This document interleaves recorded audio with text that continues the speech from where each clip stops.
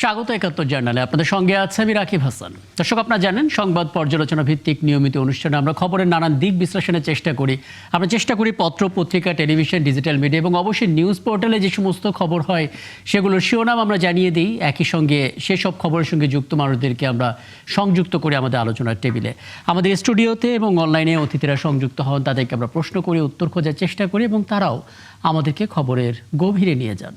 সেই ধারাবাহিকতায় আজ আমার সঙ্গে আমার পাশে স্টুডিওতে আছেন সিনিয়র সাংবাদিক এলাহি নেওয়াজ খান। এলাহি নেওয়াজ খান, আপনাকে আমন্ত্রণ জানাচ্ছি। ধন্যবাদ জানাচ্ছি আপনি আমাদেরকে সময়টা দিচ্ছেন। এবং আজকে আমরা মূলত শি জিনপিং এবং ট্রাম্প ইস্যুতে থাকবো। ট্রাম্প ইতোমধ্যেই সফর শেষ করে ফিরছেন, কাজেই কি পেলেন, আসলে প্রাপ্তির খাতা এত কম কেন, সেটা নিয়েও নানা রকমের ডিপ্লোমেসি চলছে। আলাপটা করব এবং হামির ইস্যুটা তো নিশ্চয়ই আমরা এক আলাপের মধ্যে আমরা সেটাও করার চেষ্টা করব। এবং বলে রাখি দর্শক, এই আয়োজনের পুরোটা পর্যায়ে আপনারা আছেন আমাদের সঙ্গেও, ধাপে ধাপে বিভিন্ন পর্যায়ে অতিথিরা অনলাইনে যুক্ত হবেন পর্যায়ক্রমে এবং তাদের সঙ্গেও আমরা কথা বলার চেষ্টা করব। এবং বলে রাখি দর্শক, ঠিক এই মুহূর্তে আমার সঙ্গে অনলাইনে আছেন কেন্দ্রীয় বিএনপি ভাইস চেয়ারম্যান শামসুজ্জামান দুদু এবং এক পর্যায়ে আমাদের সঙ্গে যুক্ত হবেন আন্তর্জাতিক সম্পর্ক বিশ্লেষক অধ্যাপক ডক্টর কামাল উদ্দিন। শামসুজ্জামান দুদু, আপনাকে আমন্ত্রণ জানাচ্ছি, কৃতজ্ঞতা জানাচ্ছি আমাকে সময়টা দেওয়ার জন্য। এবং এলাহি নেওয়াজ খান, আপনাকে দিয়ে একটা আলাপের শুরুটা করতে চাই। আমরা যখন দেখতে পাচ্ছিলাম যে ডোনাল্ড ট্রাম্প চীন সফর করবে, তখন সবাই বলছিল প্রায় এক দশক, লাস্ট 2017 সালে ডোনাল্ড ট্রাম্প নিজেই গিয়েছিলেন এবং 2026-এ এসে তিনি আবার গেলেন। তিনটা এজেন্ডা ছিল উনার, মূলত ইরান ইস্যু, তাইওয়ান ইস্যু এবং বাণিজ্য ইস্যু। ইরান ইস্যুতে তিনি শি জিনপিংয়ের কাছ থেকে চেয়েছিলেন একটু আত্মবিশ্বাস। তিনি হয়তো বলবেন যে হ্যাঁ, ইরানকে রাজি করাবে চুক্তিতে, কিন্তু মুশকিল হচ্ছে উল্টো চীন বলে দিল যুদ্ধ তো শুরু হওয়ারই কথা ছিল না, অব্যাহত রাখবে কেন। কাজে এই ব্যাপারটা চীনের উপরে না নির্ভর করে ইরানের উপরে নির্ভর করা উচিত। পাশাপাশি সতর্ক করেছে যে ওয়াশিংটন তাইপে অর্থাৎ তাইওয়ানকে যেই প্রতিরক্ষা সরঞ্জাম দেওয়া হচ্ছে ওইটা নিয়ে যদি কোনো গরমিল হয় পরিস্থিতি খারাপ হতে পারে। আর বাণিজ্যতেও আসলে খুব একটা লাভ হলো না। 500টা বোয়িং জেট সেল করতে চেয়েছিল আমেরিকা, 200টা করতে পেরেছে। ফলাফল বোয়িংয়ের শেয়ার কমে গেছে 4%। কি পেলেন আসলে ডোনাল্ড ট্রাম্প? আমি যেটা বলবো যে আমেরিকা এবং চীন দুইটা ইকোনমিক পরাশক্তি, একইভাবে দুইটা খুব সামরিকভাবে দুইটা খুব ক্ষমতাবান রাষ্ট্র। দুইটা রাষ্ট্রের যখন প্রধান এক জায়গায় বসে তখন বুঝতে হবে যে কিছু না কিছু এখানে অ্যাচিভমেন্ট হওয়ার সম্ভাবনা থেকেই যায়। আর আপনি জানবেন যে গত ট্রাম্পের আগের সময় থেকে আরম্ভ করে চীন এবং আমেরিকার মধ্যে নানা এই ট্যারিফ নিয়ে নানা ব্যবসা বাণিজ্য নানা ইস্যুতে কিন্তু অনেক দিন ধরে একটা দুই দেশের মধ্যে বিরোধ চলে আসছিল।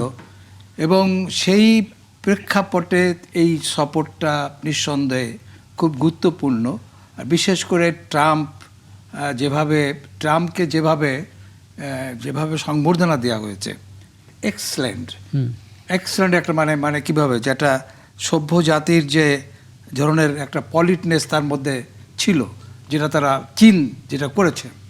আর একটা বিষয় হলো যে আমার কাছে একটা জিনিস লেগেছে যে যখন বাচ্চা মেয়েরা যখন তাকে দুটা ফ্ল্যাগ নিয়ে ট্রাম্পকে যখন অভিবাদন জানাচ্ছিল, স্বাগত জানাচ্ছিল, তখন আমার মাথার মধ্যে আবার একটুখানি মনে হচ্ছিল যে সেই ইরানের সেই স্কুলে বোম্বিংয়ের যে 160 জন শিশুর মৃত্যুর ব্যাপারটা মাথার মধ্যে, এটা আমার পার্সোনাল ফিলিং। আমি যেটা বলতে চাই সেটা হলো যে ট্রাম্প নিজে বলেছে শি জিনপিংকে যে একটা অসাধারণ একজন চমৎকার একজন নেতা এবং আমার কিছু ভালো বাণিজ্যিক ডিল হয়েছে, সে নিজে বলেছে। ট্রাম্প নিজে এটা বলেছে, এক ধরনের অ্যাচিভমেন্ট আছে। আপনি জানেন যে চীনের সাথে চীন যখন 1949 সাল স্বাধীন হলো তখন কিন্তু আমেরিকা চীনের সাথে সম্পর্ক ছেদ করে দিয়েছিল। তারপরে 1972 সালে আমাদের তখন নিক্সন সফরে গেলেন এবং নিক্সন বললেন যে এই শত্রুতার কোনো মানে হয় না, শত্রুতা আমরা চাই না। এবং ওই সময় যে বিরোধটা এখনও কন্টিনিউ করছে সেটা হলো, ওই সময় আমেরিকা কিন্তু বলেছিল যে চীন তাইওয়ান মানে এক চায়না পলিসি যেটা বলা হয়, চীন যেটা সবসময় বলা হয়, আমেরিকা তখন এক চীন। কিন্তু পরবর্তীকালে এখন যেমন তাইওয়ান একটা টেনশন আছে এবং এবার আলোচনাও ওইটা কিন্তু পরোক্ষভাবে শি জিনপিং কিন্তু এক ধরনের হুমকি দিয়েছে। সব কিছু মিলে ইরান ইসরায়েল আমেরিকার এই যুদ্ধের পরে নিঃসন্দেহে এটা একটা গুরুত্বপূর্ণ সফর ছিল এবং এই সফরে সে ডেসপারেটলি ট্রাম্প কিছু অ্যাচিভ করতে চেয়েছিল তার জনগণের জন্য, কারণ এই যুদ্ধে এক ধরনের ফ্রাস্ট্রেশন জনগণের মধ্যে প্রচন্ডভাবে দেখা দিচ্ছে, সেইখানে সে চেয়েছিল এক ধরনের সাফল্য, কিন্তু নজিরবিহীনভাবে তিনি আসলে ব্যবসায়ী লিডারদের নিয়ে গিয়েছিলেন, কিন্তু কিছুই তেমন হয়নি। কিন্তু সেটা আলটিমেটলি হয় নাই। তবে তার দেখে সে যে সবসময় যেটা হয়, যেমন ইরানের সাথে যুদ্ধে সবসময় সে নিজেকে জয় হিসাবে অভিহিত করেছে, এখনো সে নিজেকে জয়ের আগে তিনি লিমিটেড এরিয়া বলেছেন, মানে যৎসামান্য জয় বলেছেন আর কি। আমি একটু আলাপটা করে আসার চেষ্টা করি। অধ্যাপক ডক্টর কামাল উদ্দিন, আন্তর্জাতিক সম্পর্ক বিশ্লেষক, যুক্ত হয়েছেন, আমন্ত্রণ আপনাকে। শামসুজ্জামান দাদু, আপনার কাছে একটা বিষয় একটু জানতে চাই। আপনি রিসেন্টলি চীন সফর করে এসেছেন এবং চীনের নিশ্চিতভাবে পররাষ্ট্র যে নীতিগুলো সেটাও আপনি দেখেছেন, যে তারা আসলে কোন ধরনের মাইন্ডসেট নিয়ে আসলে রাষ্ট্রগুলোর সঙ্গে নিজেদের সম্পর্ক ডিল করে। আমরা দেখতে পেলাম ডোনাল্ড ট্রাম্প যখন শি জিনপিংয়ের পাশে হাঁটছেন, কথা বলছেন, বিশ্বের সবচেয়ে ক্ষমতাধর নেতার যে অ্যাপিয়ারেন্স থাকে, তার যে মুভমেন্ট থাকে, ডোনাল্ড ট্রাম্পের মধ্যে এবার সেটা অন্তত ছিল না। এবং অনেক আন্তর্জাতিক গণমাধ্যম তোষামত শব্দটা ব্যবহার করেছে, যে নজিরবিহীন তোষামত করছেন ডোনাল্ড ট্রাম্প। এবং বোঝাই যাচ্ছে উদ্দেশ্য একটা, একটু যেন চীন তার কাঁধে হাত রেখে বলে যে ইরান যুদ্ধে তোমার পাশে আমরা আছি। আপনার মূল্যায়নটা বলবেন, কি পেলেন আসলে ডোনাল্ড ট্রাম্প, কি পেল যুক্তরাষ্ট্র এই সফর থেকে? ধন্যবাদ। আমি আপনার কাছে আসবো ডক্টর কামাল উদ্দিন, আমি শামসুজ্জামান দাদুর কথাটা শুনে আসি। জি, আপনাকে ধন্যবাদ। যারা আজকে সহযোগী আলোচক হিসাবে আছেন তাদেরকে শুভেচ্ছা, আর যারা দেখছেন তাদেরকে শুভেচ্ছা, অভিনন্দন। আমার কাছে মনে হয়েছে চীনের প্রথম বিষয়টি হচ্ছে তার দেশে যাওয়া, তার সঙ্গে মিশা, তার সঙ্গে চলা। সর্বপ্রথম যেমন আমরা বলি বিএনপির পক্ষ থেকে সর্বাগ্রে বাংলাদেশ, ঠিক তেমনি এক চীন এই নীতি বিশ্বাস করলে তাকেই চীন আমন্ত্রণ, আলাপ এবং সম্পর্ক তৈরি করে। চীনও কিন্তু মিস্টার ডোনাল্ড ট্রাম্প গেছেন তাইওয়ান প্রসঙ্গটিতে মাথায় না রেখে, মাথায় থাকলেও সেটি উত্থাপন না করা, একটু এড়িয়ে যাওয়া, একটু কৌশলী হওয়া, একটু এড়িয়ে যাওয়া, কৌশলী হওয়া, অর্থাৎ এক চীন নীতিতে তাদেরকে প্রথমত চলতে হয়।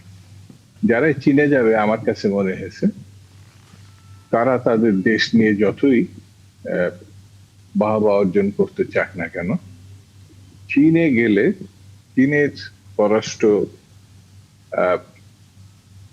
তাদের সামগ্রিক বিষয়, যেমন কম্পিউটার থেকে শুরু করে, মানে এমন কোনো বিষয় নাই যেটি আধুনিক বিশ্বের যেসব রাষ্ট্র, আমেরিকা সহ ইউরোপের, তারা এখন যারাই ওখানে যাবে তারা বিস্মিত এবং তারা একটি প্রতিযোগিতার মুখোমুখি হবে।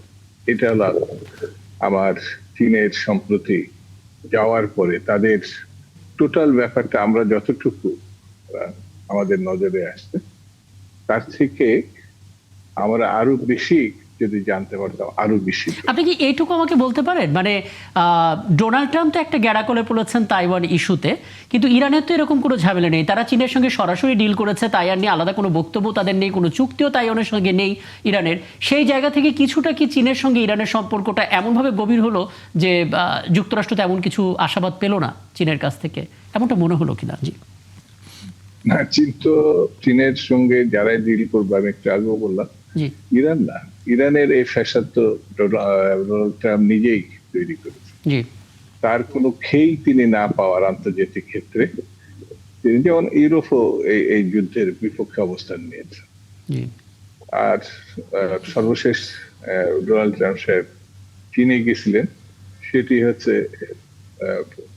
যতটুকু আশা নেই, সেটাও আমার মনে হয় না যে সেই জায়গাটাই তিনি সামান্যতম কোনো সমর্থন বা আশ্বাস এটাও পেয়েছেন, এটা আমার কাছে মনে হয় না।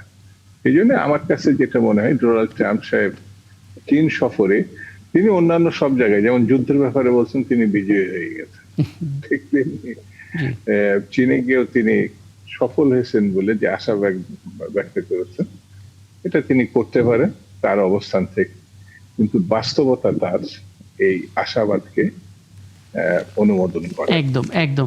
আমি আসলে আপনার এই সূচনা বক্তব্যটা একটু প্রয়োজন ছিল, কারণ অতি সম্প্রতি আপনি সেখান থেকে এসেছেন এবং তাদের ফরেন পলিসি সম্বন্ধে একটা ধারণা পেয়েছেন, সেটা একটু নিলাম। ফিরবো আবারও আলাপে। আমি অধ্যাপক ডক্টর কামাল উদ্দিন আপনার কাছে যেতে চাই। যেটা আসলে বিরতির আগে করছিলাম, আমরা যখন পুরো সফরটাকে আন্তর্জাতিক গণমাধ্যমের প্রতিবেদন আকারে দেখছিলাম, অনেকটা মনে হচ্ছে কিনা যে ইঁদুর বেড়াল দৌড় চড়ছে, অর্থাৎ শি জিনপিং বলে দিচ্ছেন তাইওয়ানকে যদি আসলে যুক্তরাষ্ট্র পেট্রোনাইজ করে তাহলে ইরানকে অবশ্যই চীন সাহায্য করবে, মানে এরকম একটা জায়গায় এসে পুরো বিষয়টা আটকে গেল কিনা। ধন্যবাদ জানাচ্ছি একাত্তর জার্নালকে এবং আমার সহ আলোচকদেরকে। আসলে আপনারা যে বিষয় নিয়ে আমাদের শামসুজ্জামান দুধুভাই কথা বলছিলেন, যে চীনের নীতি এবং মার্কিন যুক্তরাষ্ট্রের ফরেন পলিসির মধ্যে কিন্তু একটা বড় ধরনের পার্থক্য আছে। এটা থিওরিটিক্যালিও পার্থক্য আছে। চীন সবসময় একটা সফট পলিসি নিয়ে চলে, আর মার্কিন যুক্তরাষ্ট্র কিন্তু হার্ড পলিসি নিয়ে চলে। আমরা যদি ডোনাল্ড ট্রাম্পের এই 2 দিনের সফরকে যদি আমরা মূল্যায়ন করি, তাহলে আমরা পররাষ্ট্রনীতির বিশ্লেষণ থেকে বা থিওরিটিক্যাল গ্রাউন্ড থেকে ইন্টারন্যাশনাল রিলেশনসের আমরা কোনো দিকে সিদ্ধান্ত নিতে পারবো না, কারণ এই জায়গাটাতে অনেক কিছু স্পষ্ট না। কারণ আমরা মিডিয়ার পার্সপেক্টিভে দেখার একটা বিষয় আছে, কিন্তু ডিপ্লোমেসি বা ইন্টারন্যাশনাল রিলেশনসের পার্সপেক্টিভে একটা দেখা আছে। আমরা যত যাই কিছু বলছি এটা কিন্তু পারসেপশনগত একটা দিক। ফর এক্সাম্পল, আপনি যেটা বললেন যে চায়না, মার্কিন যুক্তরাষ্ট্র যদি তাইওয়ানের ক্ষেত্রে যদি ছাড় দেয়, তাহলে আসলে ইরানের ক্ষেত্রে ছাড় দিবে চীন। বিষয়টা আসলে পুরোটা একটা পারসেপশন, কারণ এটা রিয়েল পার্সপেক্টিভ কিন্তু ভিন্ন। কারণ রিয়েল পার্সপেক্টিভে যদি আমরা যদি চিন্তা করি, তাহলে দেখা যাচ্ছে যে মার্কিন যুক্তরাষ্ট্র তাইওয়ানের ক্ষেত্রে ছাড় দিবে না। আর মার্কিন যুক্তরাষ্ট্র ছাড় দিলেও কি, তাইওয়ান নিজেকে একটা ডেমোক্রেটিক রাষ্ট্র হিসেবে তারা দেখে এবং তারা তাইওয়ান নিজেদেরকে মনে করে যে তারা অরিজিনাল চীন। আর বর্তমান যে চায়না, যেটা পৃথিবীর যে অর্থনীতির ক্ষেত্রে শীর্ষে আছে, এই চায়নাকে তো তারা স্বীকারই করে না তাইওয়ান। কারণ কি? কারণ তারা বলছে যে তাইওয়ানের যে জায়গাটা আছে সেটা একটি, এটা হচ্ছে সবচেয়ে বিস্ময়কর একটা ব্যাপার যে এখন থেকে 11 বছর আগে তাইপের সঙ্গে ওয়াশিংটনে একটা চুক্তি হলো যে তাইওয়ানকে প্রতিরক্ষা সরঞ্জাম দেবে যুক্তরাষ্ট্র। সেই চুক্তি বহাল রেখে ডোনাল্ড ট্রাম্প কিভাবে শি জিনপিং এর সঙ্গে ডিল করতে পারে আসলে? না, ওই চুক্তির জায়গায় আছে, ডিলিং এর জায়গায় আছে। সেই জন্য তো পুরা আপনার আমাদের দুদুভাই যেটা বলছিলেন যে পুরা আপনার যে সফরটাই ছিল যে একটা, আমরা যদি সাধারণভাবে বলি, এটা একটা লোক দেখানো মাত্র। কারণ ইন্টারন্যাশনাল রিলেশনস এর এত বড় একটা সফর যদি হয়, তাহলে সেখানে কিছু ডিপ্লোম্যাটিক মিনস ব্যবহার করে সেখানে কিছু চুক্তি হয়। এখানে একটা বড় লাভ আছে, যে লাভটা হচ্ছে যে চায়না দীর্ঘদিন ধরে ইন্টারন্যাশনাল যে রিলেশন, সেখানে চায়নাকে একটা আইসোলেট করে রাখত। কিন্তু আপনি যদি দেখেন গত বছর এবং এই বছর মিলে জাতিসংঘের স্থায়ী পরিষদের যে 5টি সদস্য রাষ্ট্রের মধ্যে এই যে মার্কিন যুক্তরাষ্ট্রের এই সফর এবং সামনে আসছে যে ভ্লাদিমির পুতিনের সফর, এই 4টা সফরকে যদি আমরা মিলাই, তাহলে দেখা যাচ্ছে গত বছর, এই বছরের জানুয়ারি আর এই মে মাসের এই 2টা সফর মিলিয়ে যে জাতিসংঘের যে 5টি স্থায়ী পরিষদের সদস্যের মধ্যে 4টি কিন্তু চায়নাতে ভিজিট করছে। অর্থাৎ চায়নাকে একটা ওপেন আপ করা, এটি ছাড়া মোটা দাগে আমরা এখানে কোনো চুক্তি কোনো কিছু দেখি না। মার্কিন ডোনাল্ড ট্রাম্পের আপনারা যেভাবে বিশ্লেষণ করেন না কেন, এই সফরটা ছিল কিছুটা ইরান যুদ্ধে যে ডোনাল্ড ট্রাম্পের প্রতি যদি যে একটা ওয়ার্ল্ড নেতৃত্বের যে একটা নেগেটিভ ধারণা তৈরি হয়েছিল, তার কিছুটা প্রশমিত করার জন্য এই সফর। আর দ্বিতীয় আর একটা বিষয় আমরা বলতে পারি যে ওনার সফর সঙ্গী কারা ছিলেন। ওনার সফর সঙ্গী ছিল পৃথিবীর জায়ান্ট ব্যবসায়ীরা। সেখানে টেকনোলজি দেখেন, অন্যান্য বাণিজ্য দেখেন, সবকিছু মিলে ওনারা ছিলেন।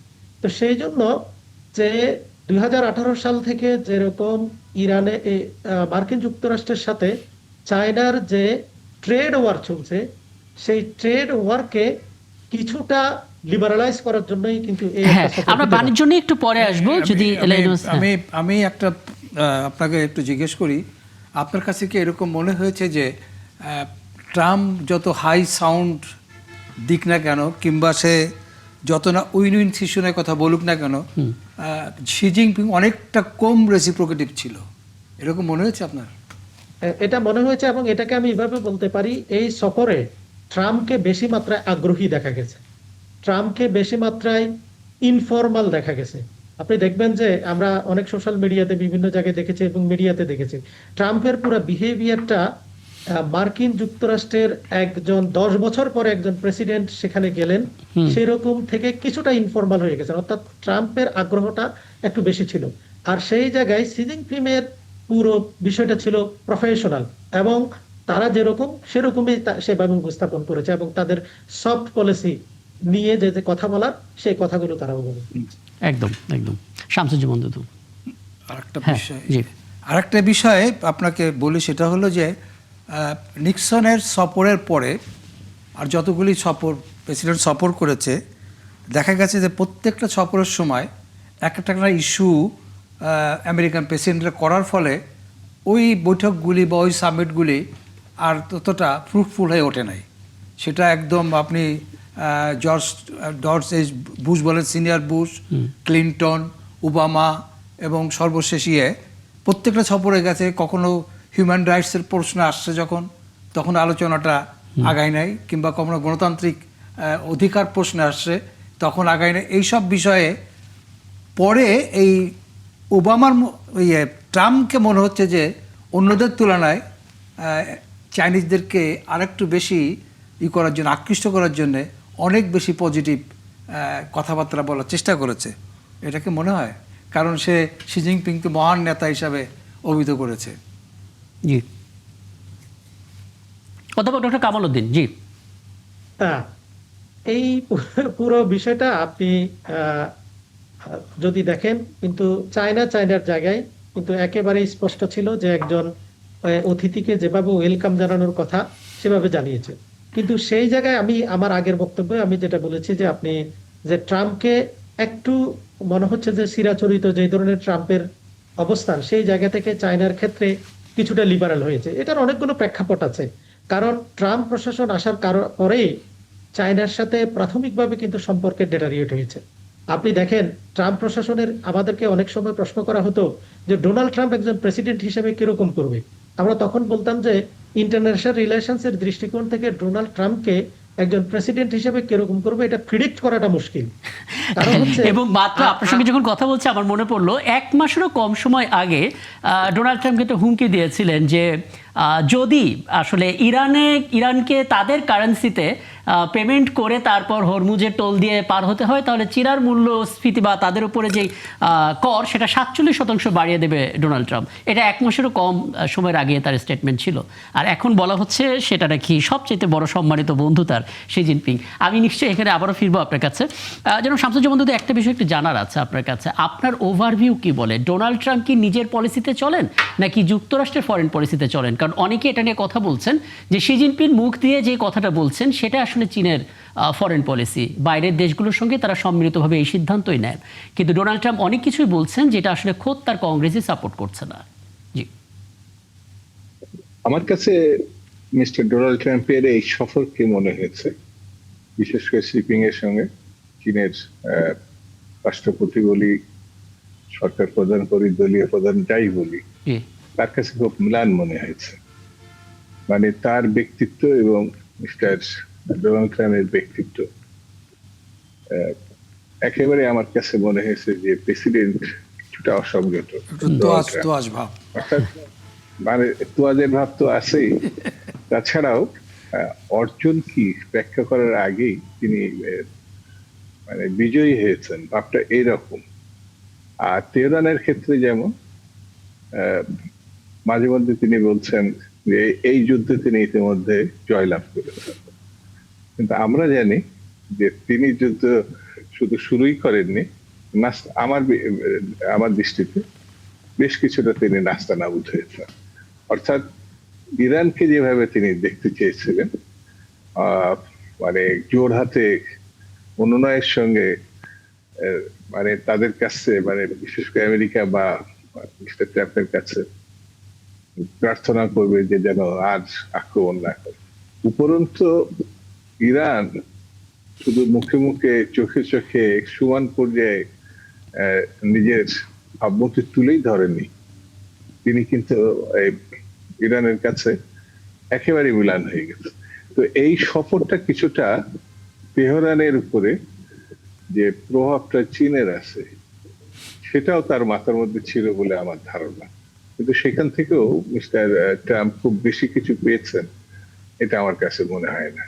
সেই কারণে মিস্টার ট্রাম্প বলা যায় যে তার যে অসংযত, তার যে ম্রিয়মান ব্যক্তিত্ব, সেটা উদ্ধার করার জন্য সেখানে গিয়েছিলেন বটে, কিছুই তিনি সেখান থেকে নিয়ে ফিরতে পেরেছেন এটা আমার কাছে মনে হয়।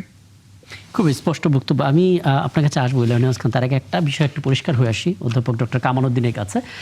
ডক্টর কামালউদ্দিন, একটা মেরুকরণ চলছে, অনেকে বলছেন যে নিউ ওয়ার্ল্ড অর্ডারের মধ্যে বিশ্বটা একটা দীর্ঘ সময় ছিল, ইরান যুদ্ধ সেই ওয়ার্ল্ড অর্ডারটাকে বদলে দিচ্ছে, নতুন মেরুকরণ তৈরি হচ্ছে। কিন্তু এর মাঝখানে আমরা কয়েকটা ছবি দেখতে পাচ্ছি, যেমন ভারতের সঙ্গে ইসরায়েলের একটা স্বাভাবিক দ্রুত গতিতে বন্ধুত্ব তৈরি হয়ে গেল, জিউসদের নিয়ে ফাদারল্যান্ড মাদারল্যান্ড বিভিন্ন শব্দ দুই দেশের পক্ষ থেকে বলা হলো।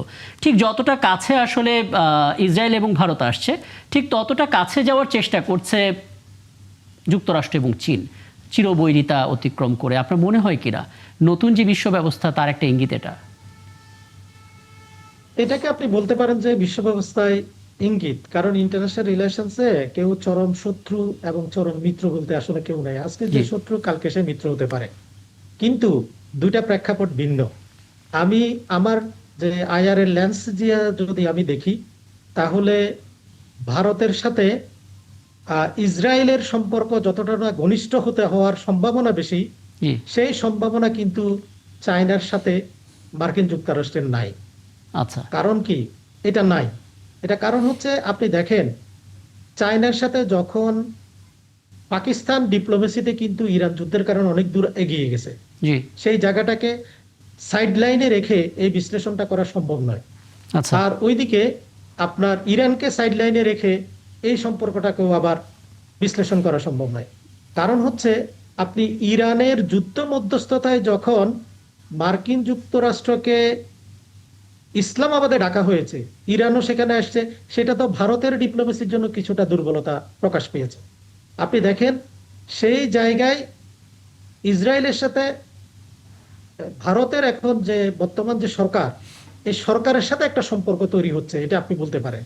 কিন্তু একটা রাষ্ট্রের সাথে রাষ্ট্রের সম্পর্ক ডিপ্লোমেসিতে পাকিস্তান এগিয়ে গেছে, এ বিষয়ে কোনো সন্দেহ নেই, কিন্তু মুশকিলটা হচ্ছে যুদ্ধটা যার ইশারায় শুরু হয়েছে সেই নেতানিয়াহুর দেশ ইসরায়েলের সঙ্গে ভারতের বন্ধুত্বটা তৈরি হয়েছে। তার মানে শক্তি এবং শক্তির বিপরীতে আরেকটা শক্তি দাঁড়াচ্ছে কিনা। আমি এটার পাশাপাশি আরেকটা বিষয় আপনার কাছে একটু জানার চেষ্টা করি। যদি ডোনাল্ড ট্রাম্প তো যে কোনো সময় যে কোনো সিদ্ধান্ত নিতে পারেন, তিনি যদি সকালে সিদ্ধান্ত নেন তাইওয়ানের সাথে তার চুক্তিগুলো বাতিল করবেন, খেলা কি ঘুরে যাবে?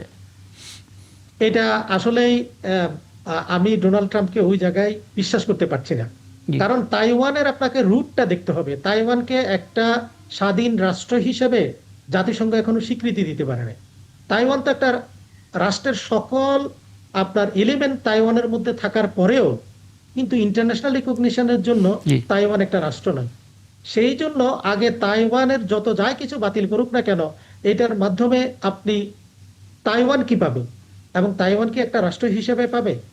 আপনার এটি চুক্তি বাতিল করা না করা এটা মার্কিন যুক্তরাষ্ট্রের এখতিয়ারের মধ্যে আছে, কিন্তু পুরো জিওপলিটিক্যাল স্ট্র্যাটেজিতে মার্কিন যুক্তরাষ্ট্রের চায়নার দূরত্বের একমাত্র কারণ হিসেবে তাইওয়ানকে যদি দেখা হয়, তাহলে তো আমরা ইন্টারন্যাশনাল রিলেশনসকে ভুল বুঝবো। সাউথ চায়না সি কোথায় গেল? এই যে যুদ্ধে আপনি দেখেন ডোনাল্ড ট্রাম্পের পুরো সফরে ওনার যতগুলো ইস্যু ছিল সবগুলো হচ্ছে বাণিজ্য রিলেটেড। এটা কেন?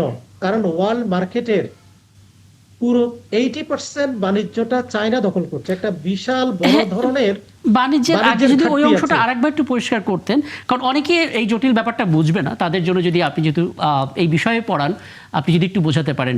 ধরুন এটা ঠিক যে চীন সবসময় মনে করে এক চীন, তারা তাইওয়ানও তাদের, তাইওয়ান বলে আসলে পৃথিবীতে কিছু নেই, এটা চীন মনে করে।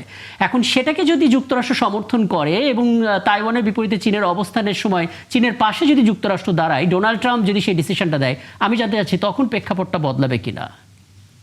না, তখন প্রেক্ষাপট আমি তো এটা বলছিলাম জি, যে চায়নার সাথে মার্কিন যুক্তরাষ্ট্রের সেটেলমেন্টের ইস্যু তো একটা নয়, এটা একটা, এটা আচ্ছা। কোন রকম একটা সম্পর্ক হতে পারে, আচ্ছা, কিন্তু তার থেকে বড় ইস্যু তো রয়ে গেছে। তার থেকে বড় ইস্যু আপনি যেটা বললেন যে চায়না মনে করলো কি যে তাইওয়ান চায়নার অংশ। জি। আপনি কি তাইওয়ানের আসল নাম জানেন? অরিজিনাল নামটা, অরিজিনাল নাম হচ্ছে পিপলস রিপাবলিক অফ চায়না, জি, ব্র্যাকেটে আছে তাইওয়ান। হুম, তাইওয়ান নিজেই মনে করে তারা অরিজিনাল চাইনিজ।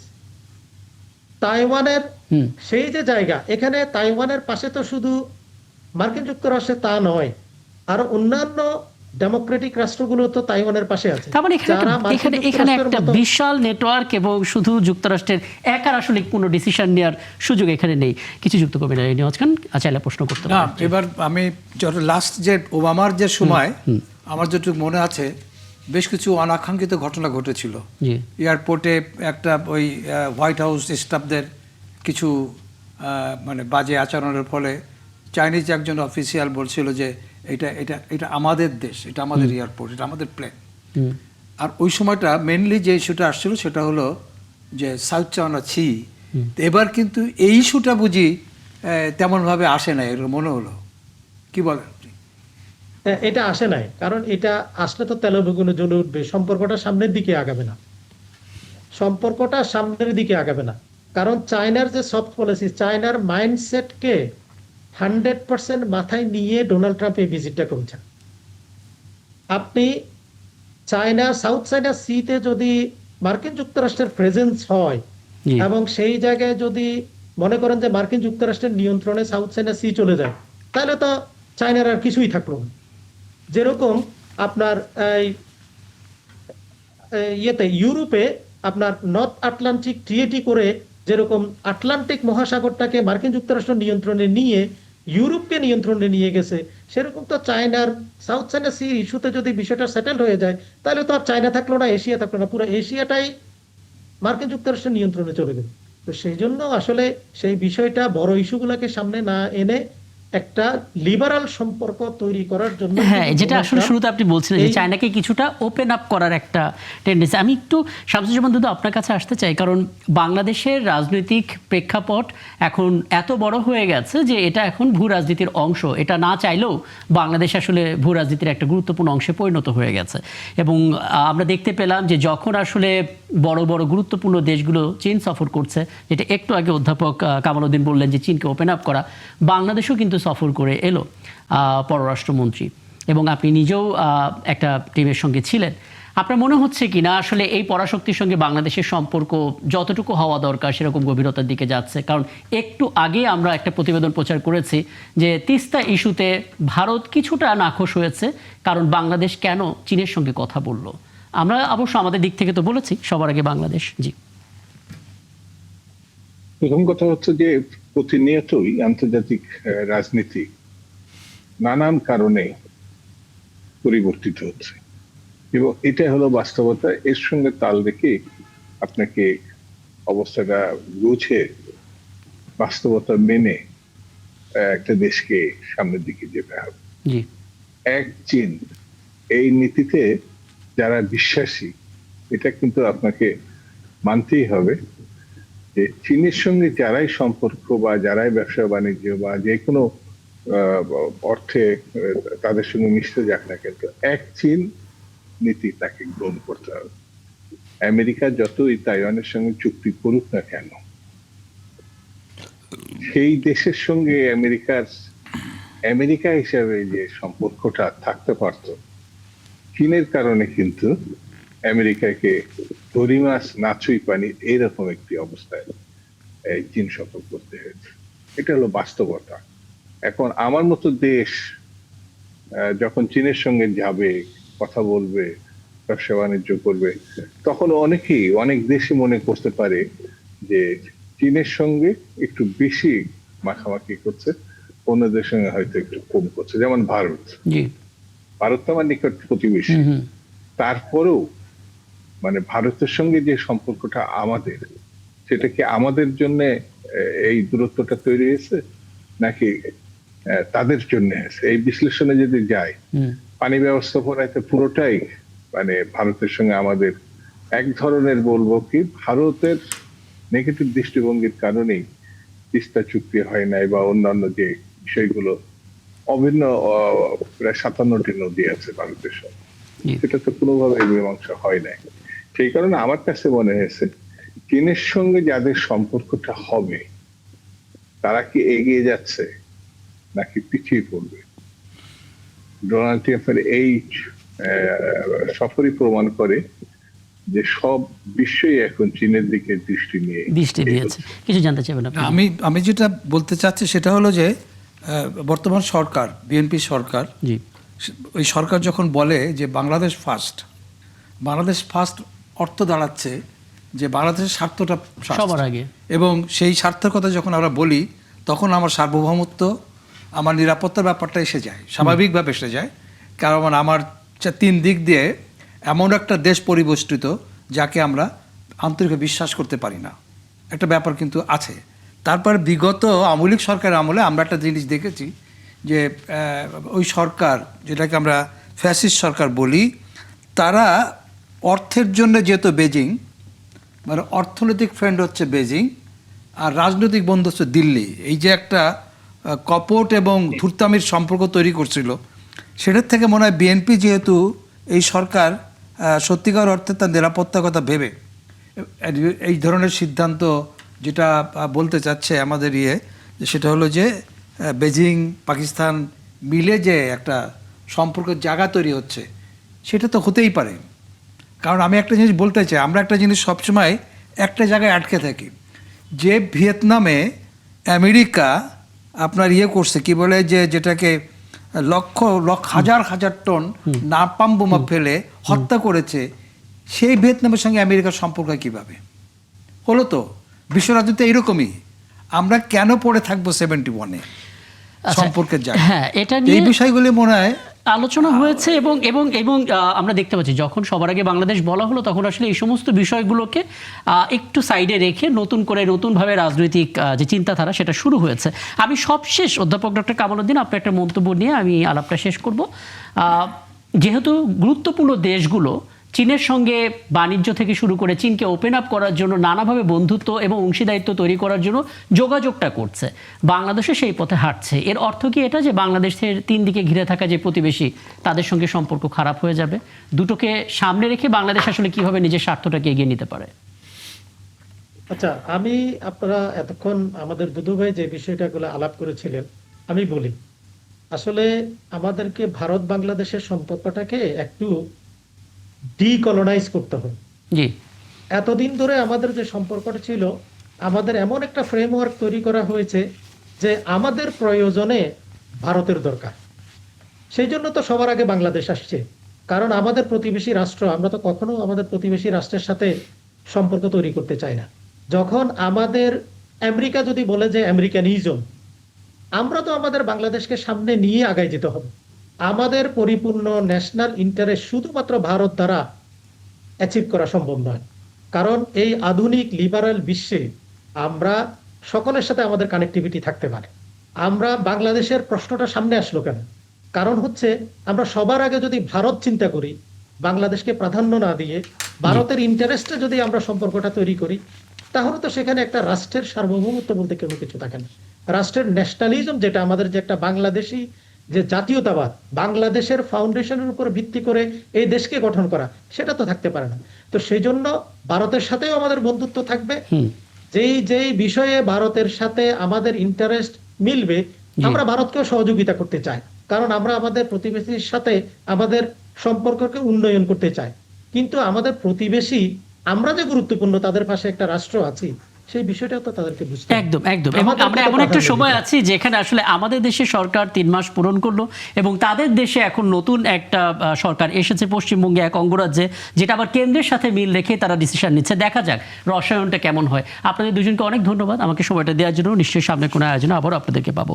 ডোনাল্ড ট্রাম্পের চীন সফরে শুধুমাত্র ব্যবসায়িক যে অঙ্গনটা, সেটা নিয়ে একটু কথা বলতে চাই। আমার সঙ্গে এই মুহূর্তে যুক্ত হচ্ছেন সাইবার নিরাপত্তা বিশেষজ্ঞ, প্রযুক্তি বিশ্লেষক তানভীর হাসান জোহা। তানভীর হাসান জোহা, আপনাকে আমন্ত্রণ জানাচ্ছি। ধন্যবাদ জানাচ্ছি আমাকে সময়টা দেওয়ার জন্য, এবং আমার সঙ্গে ঠিক এই মুহূর্তে আছেন সিনিয়র সাংবাদিক এলআই নিয়াজ খান। আপনার কাছে তিনিও হয়তো কিছু বিষয় জানতে চাইতে পারেন। আমি আপনার কাছে যে বিষয়টা আসলে অফ ইয়ারে একটু কথা বলে নিচ্ছিলাম, ডোনাল্ড ট্রাম্প যখন আসলে সফরে গেলেন, আমরা আসলে ওনার আশপাশে ব্যবসায়িক যে ফেজগুলো সেটা দেখছিলাম এবং রীতিমতো বিস্মিত হচ্ছিলাম। আমরা দেখছিলাম টেসলা এবং স্পেস এক্সের এলন মাস্ককে দেখছিলাম, শেষ মুহূর্তে গিয়ে এনভিডিয়ার প্রধান জেসন হুয়াং তিনিও যুক্ত হলেন, এবং মনে হচ্ছিল যে একটা বড় ঘোষণা আসবে। কিন্তু মুশকিল হলো, এখানে আমরা দেখতে পেলাম মাত্র 500টা বোয়িং জেট বিক্রি করতে গিয়ে 200টার বেশি করতে পারলেন না। এবং চীনের পক্ষ থেকে একটা চাওয়া ছিল যে এনভিডিয়ার সবচেয়ে দামি যে H200 AI চিপ সেটা যেন যুক্তরাষ্ট্র এখানে সেল করে। ডোনাল্ড ট্রাম্প আবার না করে দিলেন যে না, এই অত্যাধুনিক চিপটা চীনে সেল করা যাবে না। মানে ব্যবসায়িক দিক থেকে কিভাবে মূল্যায়ন করবেন, কতটা এগুলো, কতটা পেছলো, কতটা ফেল করলো আসলে যুক্তরাষ্ট্র? জি, ধন্যবাদ। আসলে বিষয়টা অত্যন্ত ডিপ্লোম্যাটিক। এটা আসলে ব্যবসায়িক পার্সপেক্টিভ থেকে আমার মনে হচ্ছে যে ডিপ্লোম্যাটিক ওয়েতে আসলে জিনিসটা সেটেলমেন্ট হয়েছে। আমি একটি কথা বলতে চাই যে 1970 থেকে 2000 সাল পর্যন্ত আমাদের যার যত তেল আছে তার তত পাওয়ার এক্সারসাইজ আছে, এরকম একটা বিশ্ব রাজনীতি ছিল। এখন আমাদের এই 2040 পর্যন্ত আমাদের কিন্তু আর্টিফিশিয়াল ইন্টেলিজেন্স এবং চিপ একটা গুরুত্বপূর্ণ সামরিক শক্তি বা রাষ্ট্রীয় ফ্যাক্টর, এটা কিন্তু আবারও প্রতিষ্ঠা লাভ করেছে। এটা এই ঘটনা থেকে আসলে বোঝা গেল। এখানে আমি যেটি বলতে চাই যে এনভিডিয়ার পেছনে কিন্তু ব্যাকএন্ডে অনেকগুলো দেশ রয়েছে। এটা একটা সলিউশন, এর সার্ভার, এর চিপ এবং এর সফটওয়্যার, অনেক টেকনোলজি যেটা নেদারল্যান্ড থেকে আসে এবং কিছু কিছু ট্রেডমার্ক হংকং থেকে হয়। ব্যাপারটা একটু কমপ্লেক্স আছে। আমি সংক্ষেপে যেটুকু বলতে চাই যে ন্যানো চিপের ক্ষেত্রে বিশেষ করে, এবং H200 বা 100 পর্যন্ত কিন্তু রেস্ট্রিকশন ছিল, 200 এর পুরো রেস্ট্রিকশন আমরা দেখলাম। এটা হচ্ছে খুব লাইটেনিং সার্ভার, অর্থাৎ হচ্ছে পাতলা একটা সেমিকন্ডাক্টর যেটা শুধুমাত্র আলোক রশ্মি বেগে অনেক শক্তি সঞ্চয় করে দ্রুত তার পারফরমেন্সটা দেখাতে পারে। এখানে যে বিষয়টি বলতে চাই সেটা হচ্ছে ইলন মাস্ক কিন্তু ছিলেন চায়নাতে, টেসলার অনেক বড় ফ্যাক্টরি আছে। আমার দৃষ্টিতে ব্যবসায়িক দৃষ্টিতে ওনার চায়নার প্রতি সফট একটা কর্নার আছে ইলন মাস্কের, কিন্তু আলটিমেটলি আপনার যুক্তরাষ্ট্রের সামরিক যে ইন্টেলিজেন্স বা যে স্ট্র্যাটেজি সেটাই আসলে প্রতিষ্ঠা হলো। কারণ এই মুহূর্তে তারা চায়নাকে এই জাতীয় চিপ দিয়ে চায়না যাতে ভবিষ্যতে কোনো প্রকার সামরিক থ্রেট না হতে পারে, এর জন্য আসলে এই সিদ্ধান্ত তারা নিয়েছে বলে এটা আমার দৃষ্টিতে বিশ্লেষণ। ধন্যবাদ। আসলে এটা হলো জটিল বিষয়, আপনি জানতে চাইবেন কিছু?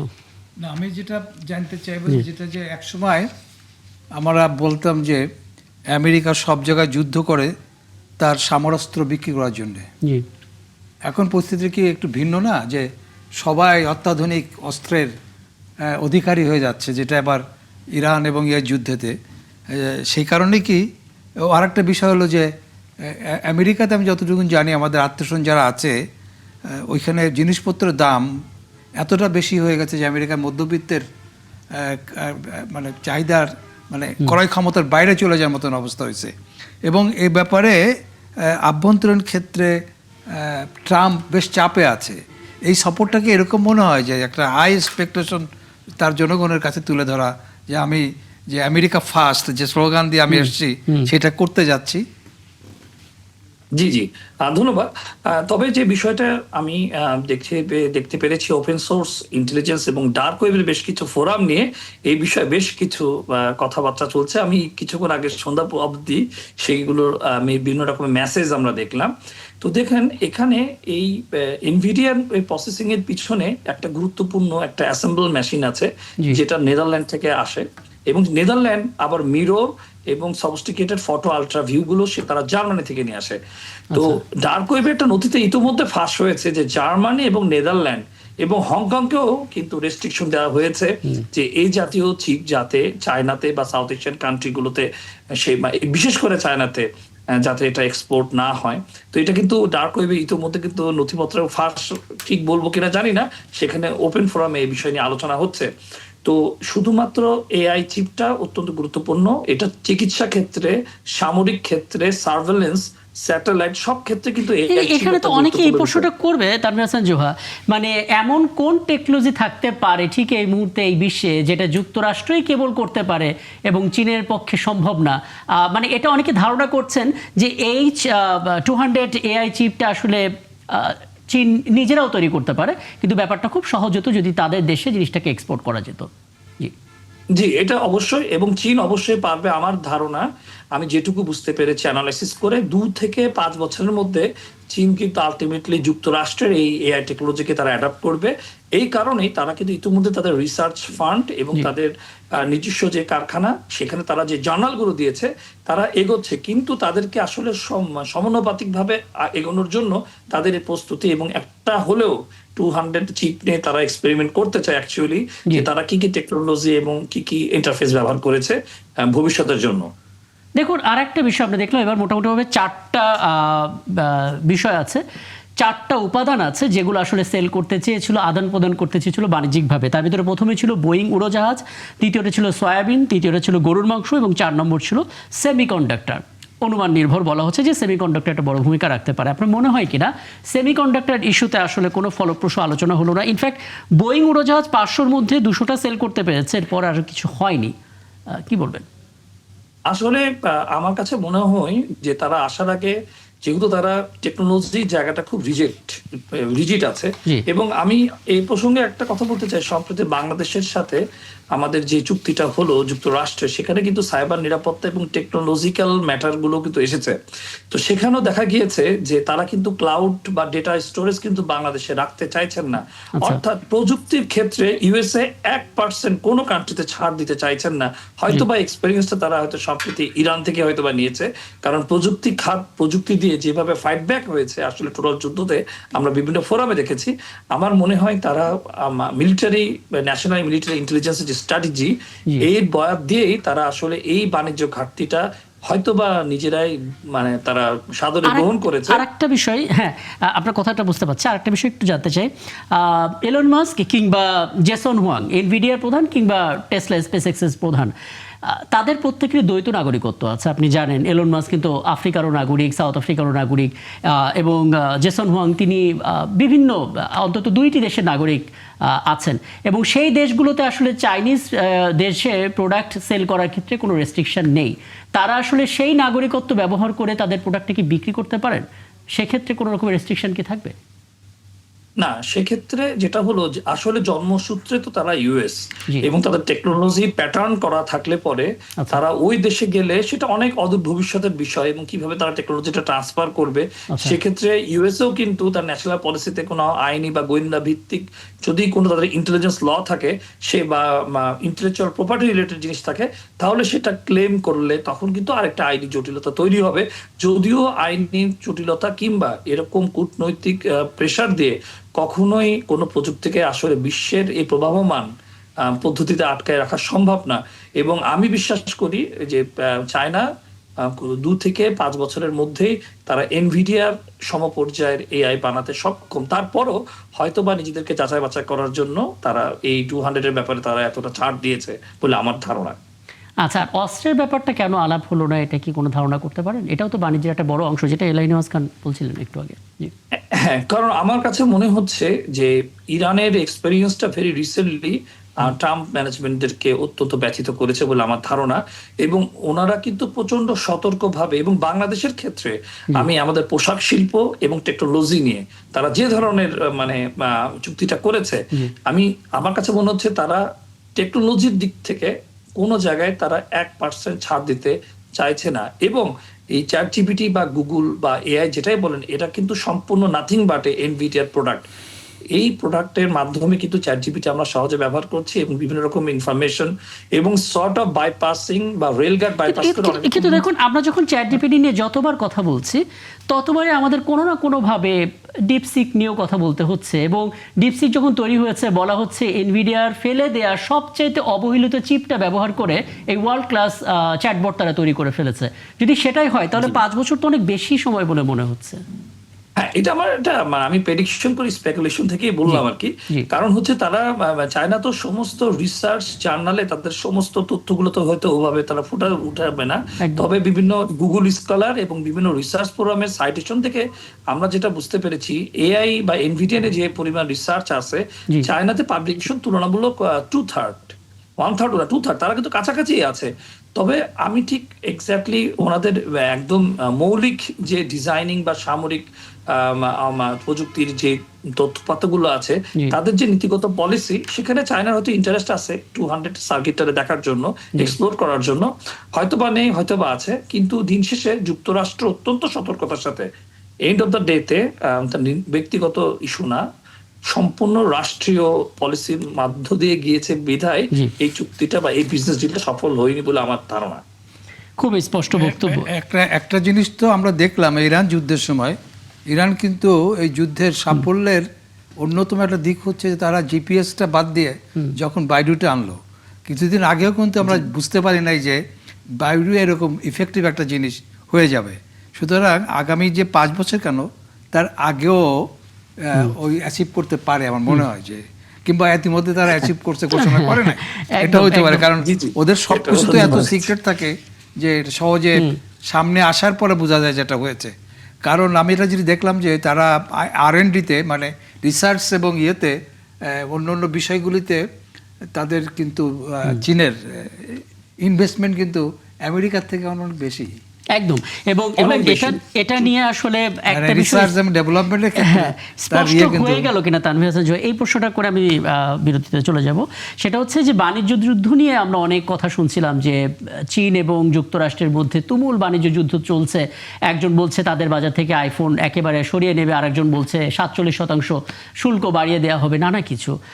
এই নেগোসিয়েশনটা, ডিলটা আসলে কি প্রমাণ করে? কে বাণিজ্য যুদ্ধে ঠিক এই মুহূর্তে ডোমিনেট করছে? আদৌ কি যুক্তরাষ্ট্র সেই স্থানে আছে?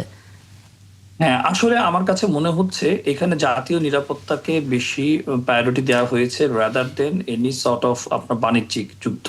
জি। এবং এই জাতীয় মনোভাব আলটিমেটলি যুক্তরাষ্ট্রকে কতটা জয়ী করবে বিশ্ব কূটনৈতিক এবং বিশ্ব বাজারে, সেটা আসলে সময়ই বলে দেবে।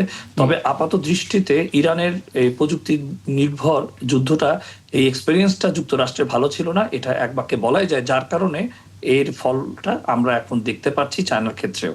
ধন্যবাদ। চমৎকার। তানভীর হাসান জোহর বিশ্লেষণ আমরা শুনলাম, এবং ধন্যবাদ তানভীর হাসান জোহর। নিশ্চয়ই সামনে কোনো আয়োজনে আবারও আপনাকে পাবো এবং এই বিষয়গুলো নিয়ে আরও কথা বলার হয়তো সুযোগ আপনার সঙ্গে হবে। দর্শক আছেন, এবং যে বিষয়টি নিয়ে কথা বলতে চাই, সময়ের যে হিসেব, 2 মাসে হামে প্রাণ গেল 451 শিশুর, এবং এমন একটা প্রেক্ষাপট যেখানে হিসেব বলছে 7,416 শিশু শরীরে হাম এখন পর্যন্ত শনাক্ত হয়েছে, যদি 15 মার্চ থেকে আমরা হিসেব করি। প্রেক্ষাপটটা কেমন, পরিস্থিতি কতটা জটিল, সমাধানটা কোথায়, কথা বলতে চাই।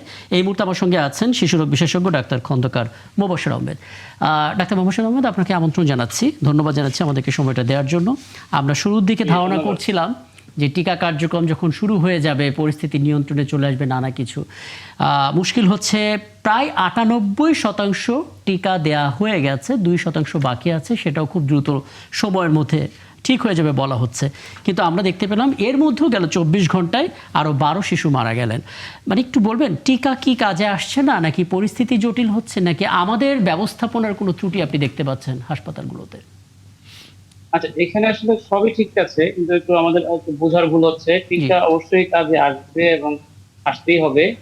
আপনার যেটা এর আগে জানতে হবে, হাম হচ্ছে একটা হাইলি ইনফেকশাস একটা ভাইরাস, জি মানে অতিমাত্রায় সংক্রামক, জি যার ফলে মানে ও এতটাই সংক্রামক যে একজন মানুষ হামের জীবাণু সংস্পর্শে গেলে মানে 90% ক্ষেত্রে সে তার হামের যে বহিঃপ্রকাশ হবেই, মানে সে হামে আক্রান্ত হবেই। মানে এটা এত বেশি, এবং এই ভাইরাসটা মানে ওই মানে যে ব্যক্তি ভাইরাস বহন করে সে না থাকলেও সেখানে সে 2 ঘন্টা থাকতে পারে ইত্যাদি কারণে। হামের ক্ষেত্রে যে হার্ড ইমিউনিটির যে রেঞ্জ, সেটা ধরা হয়েছে 95%। জি মানে আপনার ভ্যাকসিন কভারেজ 95% না হলে আপনার মানে হার্ড ইমিউনিটি অর্জিত হবে না। এখন এই যে 95% আপনি বলছেন প্রবাবলি 98%, জি এখানে এই এটা স্বাস্থ্যমন্ত্রী নিজেই বলছিলেন আর কি। এটা হচ্ছে হ্যাঁ, আপনার ওভারঅল 95% বা 98% হলেও কিছু কিছু পকেট বা কিছু কিছু জায়গা দেখা যায় আউট অফ রিচ বা ডিফিকাল্ট টু রিচ, ওইসব আচ্ছা। জায়গায় দেখা যায় এটা হয়তো 80% বা 85% আচ্ছা বা আরো কম। কিন্তু আবার কিছু কিছু জায়গায় হয়তো 100%। এই জন্য ওভারঅল পার্সেন্টেজটা আপনি হয়তো 95 বা 98 যাই দেখান না কেন, জি আপনার আমাদের প্রত্যন্ত অঞ্চল বা আপনার ধরেন যেগুলি চরাঞ্চল, হ্যাঁ, তো এরকম অনেক জায়গা আছে যেখানে আসলে টিকাদান কর্মী বা ওভাবে যেতে পারে না, ওখানে দেখা যায় ঘাটতিটা থাকে, ওখানে কিন্তু ভাইরাস বিস্তার লাভ। এটা গেল একদিকের কথা। জি মানে আরেকটা হলো, এটা আমি আগেও বলেছি যে আপনার ভ্যাকসিনের ইমিউনিটি ডেভেলপ করতে 10 to 14 days টাইম লাগে। এখন এই সময়টাতেও ভার্নারেবল, আবার ওইদিকে একটা হাইলি ইনফেকশাস ভাইরাস রান করতেছে। ইন এডিশন যেটা আমাদের অনেক দিন থেকে আমাদের প্রবলেম, যেগুলি হচ্ছে এটা কারণ না কিন্তু কন্ট্রিবিউটিং ফ্যাক্টর, যে আচ্ছা অপুষ্টি এবং নন ব্রেস্ট ফিডিং, মানে আমরা এক্সক্লুসিভ ব্রেস্ট ফিডিং থেকে অনেক দূরে চলে আসছি এটা, এবং প্লাস হচ্ছে আমাদের অপুষ্টির আমাদের সংখ্যাটা অনেক বেশি, এইগুলা কন্ট্রিবিউট করে। এগুলি কারণ না, কারণ আগে যা বলেছি, আর এগুলো কন্ট্রিবিউটিং ফ্যাক্টর হিসেবে কাজ করে। যার ফলে আমাদের আপাতত দৃষ্টিতে মনে হচ্ছে আমরা কি সফল হচ্ছি না, আমাদের কি ভ্যাকসিন কাজ করছে না, তা না। আরেকটু সময় লাগবে, ইনশাল্লাহ আমরা দেখুন একটা সফল হব। বাস্তবতা আপনার চোখে পড়েছে কিনা, আমরা প্রায় দেখতে পাচ্ছিলাম হাসপাতালগুলোতে, একটু আগে শিরোনামে আমরা বলছিলাম যে চিকিৎসক এবং নার্সের সংকট রয়েছে, রীতিমতো তারা হিমশিম খাচ্ছে। একজন বাবা তার শিশুকে কোলে করে, হামে আক্রান্ত শিশুকে কোলে করে হাসপাতালে আনছেন এবং তিনি আসলে সিট না পেয়ে বুকে নিয়েই আসলে বসে আছেন। পুরো রাস্তা দিয়ে যাওয়া থেকে শুরু করে সিঁড়ি দিয়ে উঠে হাসপাতালে লনে বসে থাকা, যেহেতু হাম আপনি বললেন এটা ভীষণ রকম ছোঁয়াচে রোগ, এইভাবে ব্যবস্থাপনার মধ্য দিয়ে গেলে তো স্বাভাবিকভাবে হাম তো আরো ছড়িয়ে যায়। এটা একটা বড় কারণ কিনা? এটা অবশ্যই একটা বড় কারণ। মানে একে তো সে এমনি হাইলি ইনফেকশাস, এরপরে আমরা ছড়াচ্ছিও, আমাদের মনের অজান্তেই আমরা ছড়াচ্ছি, একই সাথে রোগী অন্য রোগীদেরকেও ছড়াচ্ছে, হাসপাতালের স্টাফ, ডাক্তার, নার্স, তারাও সংক্রমিত হচ্ছে, আমি নিজেও সংক্রমিত হচ্ছি। জি আমি এসে কিন্তু আমার বাসায় আমার সন্তানদেরকেও সংক্রমিত করতে পারি, এবং প্রতিটা ডাক্তার, প্রতিটা নার্স কিন্তু তাদের বাচ্চাদেরকে একটা রিস্কের মধ্যে কিন্তু ফেলে রেখেছে। হ্যাঁ, এবং পাশাপাশি সে অন্য রোগীদেরকেও তার মাধ্যমে সংক্রমিত করতে পারে। তো এখানে এটার আসলে সমাধান কি? এটার সমাধান হলো যে এই ক্ষেত্রে আপনাকে ওইরকম প্রপার একটা, মানে আপনার গেটওয়ে পাথওয়ে আপনাকে মেনটেন করতে হবে, যে হামের রোগী এই দিক দিয়ে ঢুকবে, এই দিক দিয়ে বের হবে, হামের রোগীর জন্য আলাদা একটা আপনার মানে ব্যবস্থাপনা রাস্তাই থাকতে করে হবে। দিতে হবে, জি। যে সে যেন অন্য দিকে যেতে না পারে। ইলাইয়াস খান, আপনার কাছে আপনি না, একটু- হ্যাঁ, আমি একটু জিজ্ঞেস করি ডাক্তার সাহেব, ছোট করে। জি সেটা হলো যে এটা কি আমরা বলতে পারি যে একটা মহামারী আকারে আমরা দেখতে এসেছে কিনা। আর একটা গুরুত্বপূর্ণ কথা আপনি বলেছেন পুষ্টি, জি। তাহলে যে শ্রেণীর শিশুরা আক্রান্ত হয়ে হসপিটালে আসছে ওদের সামাজিক অবস্থাটা কি? তারা কি পুষ্টিহীনতা ভোগা এরকম কোনো পরিবার, দরিদ্র পরিবার থেকে এসছে? জি আমি দ্বিতীয় প্রশ্নটা আসলে বুঝি নাই। পুষ্টি একটা আপনি বড় বলছেন যে ফ্যাক্টর বলা হচ্ছে। হ্যাঁ পুষ্টি বড় ফ্যাক্টর, পুষ্টিহীনতা আপনি যেটা বলতে চাচ্ছিলেন, কিন্তু যারা জি, জি। হসপিটালে আসছে এদের সামাজিক অবস্থানটা কোন জায়গায়? মানে আগে তারা থেকে কি অপুষ্টিজনিত কিনা তারা? অপুষ্টিজনিত দরিদ্র পরিবার থেকে কিনা? জি হ্যাঁ, আপনার সরকারি হাসপাতালে সাধারণত লোয়ার মিডল বা লোয়ার সোশ্য ইকোনমিক ব্যাকগ্রাউন্ডের মানুষরাই বেশি আসে। জি। কারণ এই হাসপাতালের যে পরিবেশ, ফ্লোরে শুয়ে থাকা, মাটিতে শুয়ে থাকা, আপনি যদি সরকারি হাসপাতালে দেখে থাকেন, জি ওইরকম পরিবেশে মোটামুটি যার একটুখানি সামর্থ্য আছে সে আসলে যেতে চায় না। হ্যাঁ, আমরা আমাদের সর্বাত্মক চেষ্টা থাকা সত্ত্বেও আমরা আসলে গরিব রোগীদেরকেই পাই, এবং স্বাভাবিকভাবেই যারা একটু লো সোশ্যাল ইকোনমিক ব্যাকগ্রাউন্ডে থাকে তাদের পুষ্টির নলেজ, তাদের ব্রেস্ট ফিডিং এর যে সচেতনতা, সবগুলাই কম। আপনার এটার সাথে একটার সাথে আরেকটা মানে ওতপ্রোতভাবে জড়িত। ব্রেস্ট ফিডিং না করলেও বাচ্চাটা জি অপুষ্টিতে ভুগছে, জি জি আর হ্যাঁ অপুষ্টিতে ভুগতে সে জি। আমার হাতে আর 2 মিনিট মতো আছে। 2 মিনিটে একটা ছোট্ট বিষয় আপনি একটু জেনে নিতে চাই, সেটা হচ্ছে যে এখন কিছুদিন পরে বর্ষা মৌসুম শুরু হয়ে যাবে। এখনই আমরা হাসপাতালগুলোতে ডেঙ্গু এবং চিকুনগুনিয়ার নানা তথ্য পাচ্ছি। ডেঙ্গুর প্রকোপও সামনে বাড়বে, শিশুরাও আক্রান্ত হতে দেখেছি, এর মাঝখানে হামের প্রাদুর্ভাবও চলছে। সব মিলে আসলে কি ধরনের ব্যবস্থাপনার প্রয়োজন আপনারা মনে করছেন? আপনাদের দিক থেকে স্বাস্থ্য মন্ত্রণালয়ের যোগাযোগটা কেমন হয়? আপনাদের চাওয়াগুলো আসলে বলেছেন কিনা? জি আসলে পরিস্থিতিটা এমন, সত্যি কথা, আমার প্রতিষ্ঠান হচ্ছে কুমিল্লা মেডিকেল কলেজ হসপিটাল, জি এবং আমরা আসলে মানে আমাদের সত্যি কথা, আমাদের যে ম্যান পাওয়ারের সংকট, আমাদের ডাক্তারদের, নার্সদের, আমাদের সংখ্যা তো বাড়ে নাই। জি রোগী আমাদের 100, 200, 300, 400 রোগীর বোঝা আমাদের বেড়ে গেছে। জি অন্য রোগীগুলো কিন্তু আমাদের আছে, ওদেরকেও কিন্তু আমাদের চিকিৎসা করতে হয়। হুম। এবং সামনে আপনি বলছেন ডেঙ্গুর সিজন চলে আসছে, জি তো আমাদের ট্রেমেন্ডাস ওয়ার্কলোড, আমরা এমন একটা অবস্থার মধ্যে আছি, আমরা যে মানে আমাদের ম্যান পাওয়ারের যে সংকট, আমাদের ইনফ্রাস্ট্রাকচারাল যে দুর্বলতা, এগুলি আমরা বলার সুযোগ পাচ্ছি না। তবে এটা অতীব জরুরি, এবং আমি আপনার মাধ্যমে আজকে আমি বলা শুরু করলাম যে আমাদের ম্যান পাওয়ার, আমাদের নার্সিং স্টাফ এবং হাসপাতালের অন্যান্য যেসব ফেসিলিটি, ওগুলিও ইমপ্রুভ করা দরকার। নয়তো আমরা আসলে একটা পর্যায়ে আমরা পারবো না, হয় মানে হ্যাঁ। এখনই আমাদের অনেক কষ্ট। এই আবেদনটা নিয়ে আলাপটা শেষ করি। অনেক ধন্যবাদ। এবং এলিনাস খান, আমি জানি আপনার প্রশ্ন ছিল, নিশ্চয়ই সামনে কোনো আয়োজন আমরা সেটা করবো। হাতে একদমই সময় নেই, এবং কৃতজ্ঞতা আমাকে সময়টা দেওয়ার জন্য। দর্শক, ধন্যবাদ আপনাদেরকেও সাথে থাকার জন্য। আগামীকাল দেখা হবে নতুন ইস্যু নিয়ে। এই ছিল আজকের ৭১ জার্নালে।